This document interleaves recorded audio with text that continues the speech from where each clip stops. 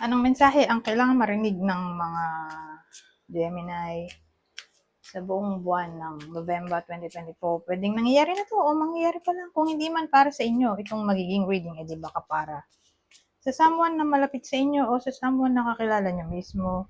Baka may lumabas na gender mamaya, gawin nyo na lang energy. Masculine at feminine energy. Pwede rin naman na wag nyo nang pansinin ang gender.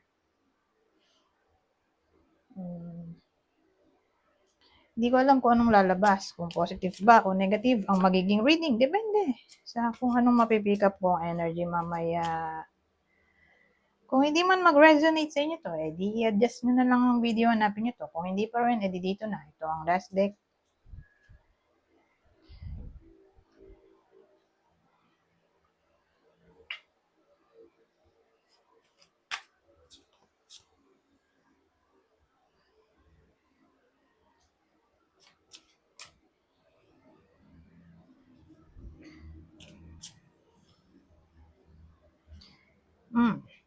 So, dito sa case na to, may lalaki tayo. Ang lalaking to ay pwedeng businessman, o lalaking may permanent job, o source of income.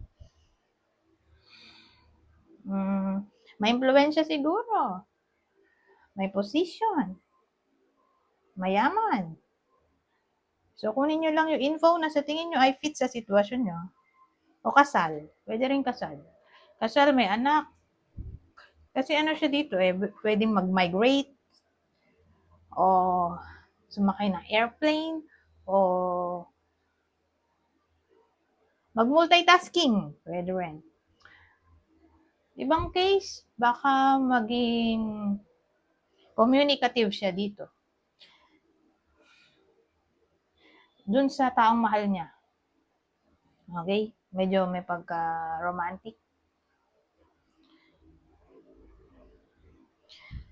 Ano pa ba? Pag 8 of Wands.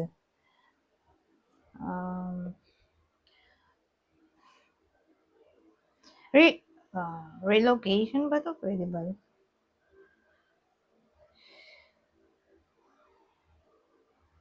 So, who knows? Baka mag-travel yung iba sa inyo. O ma-relocate.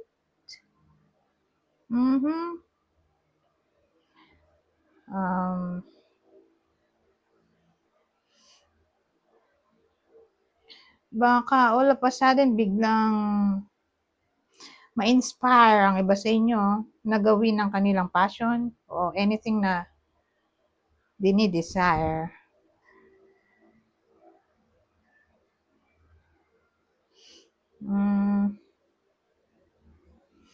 Actually, pwede rin dito yung unexpected message o information na hindi nyo talaga literally in-anticipate.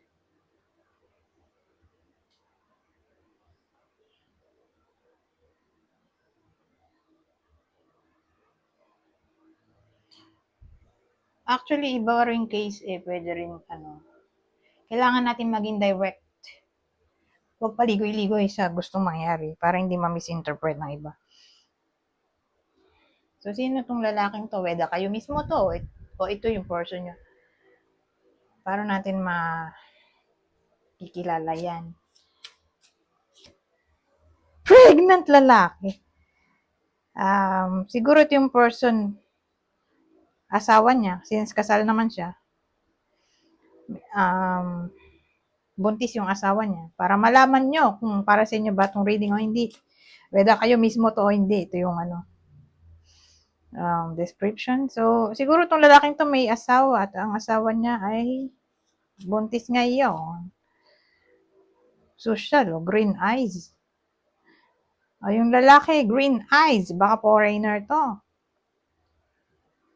O, baka mahilig siya contact lens, green eyes. O, baka yung partner niya, green eyes.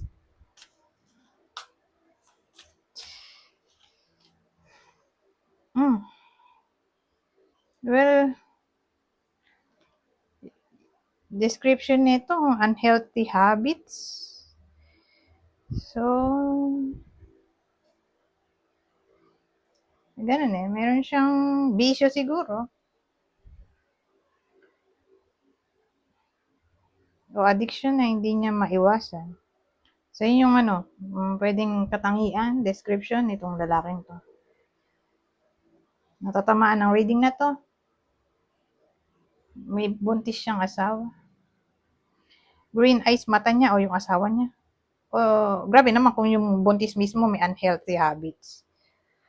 Pero marami naman kasing case ang unhealthy habits. Di ba pwedeng hindi natutulog on time. Hindi nakukomplete ang 8 hours. Addict sa pagse-cellphone. Di ba maraming pwedeng unhealthy habits. Di ba? Mahilig kumain ng matataba, oil, maalat, ganun. So, kayo na mag-isip. Punta na tayo dito.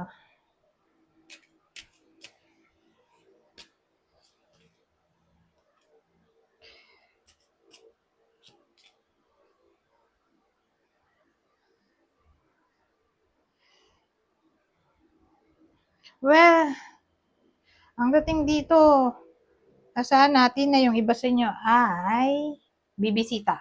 O kayo yung bibisitahin. Alin man sa dalawa, na para bang ganito yung case eh. Example, may bibisita sa inyo unexpected. Hindi nyo nagustuhan. O sabihin natin kayo yung bibisita sa someone, hindi nagustuhan ng binisita nyo. O, biruin nyo, contrariety, displeasure, visit. So, parang dating hindi nagustuhan yung pagbisita. Aha. O baka naman kayo yung bibisita sa someone, kaya lang masama loob nyo, pero na-force kayong bumisita. Pwedeng ganun. So, case-to-case basis. Pero, again, may pupuntahan, pero, whether kayo mismo to o yung bibistahin nyo. Yung parang, ayaw, na nandoon. Ayaw nyo na nandoon kayo o yung bibisitahin nyo ayaw na nandoon kayo. Ganun, parang, displeasure nga eh. Okay? Pwedeng vice versa.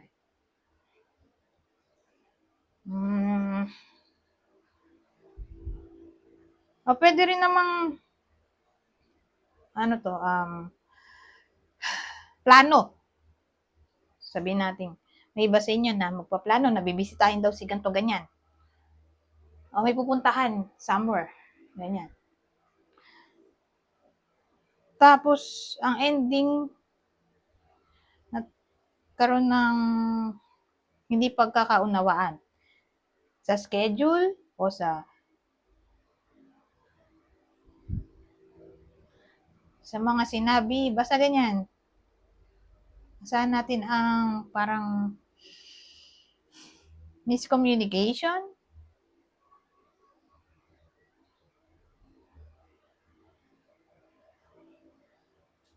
Ibang case nga kaya siya negative. Susugurin yung iba sa inyo o kayo yung susugod sa kaaway na parang may confrontation na maaaring mangyari.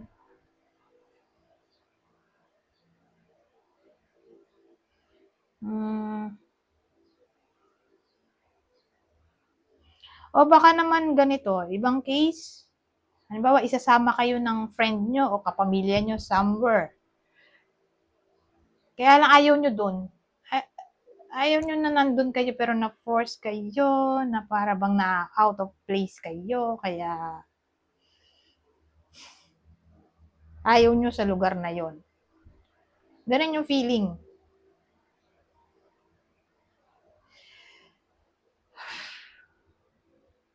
Yung parang introvert, halimbawa introvert yung iba. Shy type na lang, magkaiba kasi yung introvert. Sabagay, ayaw naman sa crowd nung dalawang yon. Magkaiba kasi sila pero ayaw nila. Pinagkaparehas nila, ayaw nila sa crowded place. Na yun nga, parang isinama, na force yung iba sa inyo na umattend ng, halimbawa, umattend ng occasion, celebration. Ayaw nyo naman na nandun kayo, pero pinorse kayong pumunta. Ganyan. So, sabihin natin fiesta, sinama kayo ng kaibigan nyo o magulang nyo. Ayaw nyo naman pumunta. Kaya lang walang kasama yung, halimbawa, yung magulang nyo o kaibigan, na force kayong pumunta tuloy, ganon, o attend ng concert.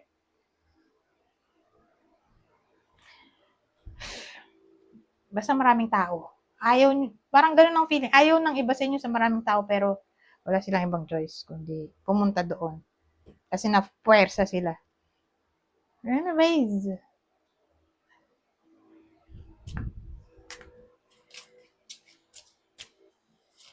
ibang case o scenario. Ito na palang last deck natin.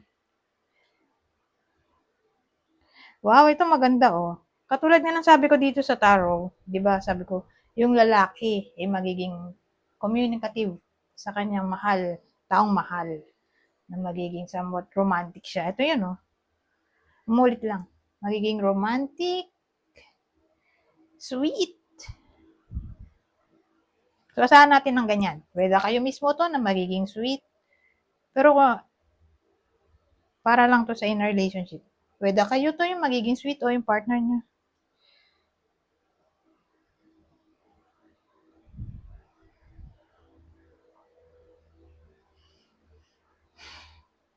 Ngayon, kung nanliligaw yung iba sa inyo, o may nililigawan, so expect natin na yun nga. Magiging communicative ang taong to at lagi niya i-express ang kanyang pagmamahal. Ganon. Para sagutin niya. Ganyan. Parang laging communicative. Attentive. Ganon. Para ba ma-feel nung nililigawan na interesado talaga siya, yung lalaki, dun sa babae. Pero depende, kasi marami ng gender ngayon. So, depende kung sino yung nagpa-pursue. Pero, ganun eh. Ganun yung eksena. May someone na sobrang communicative. Dahil gustong-gusto nga niya yung tao, kaya yun. Gusto niya lagi kausap. Anyways, hanggang dito na lang. Goodbye for now.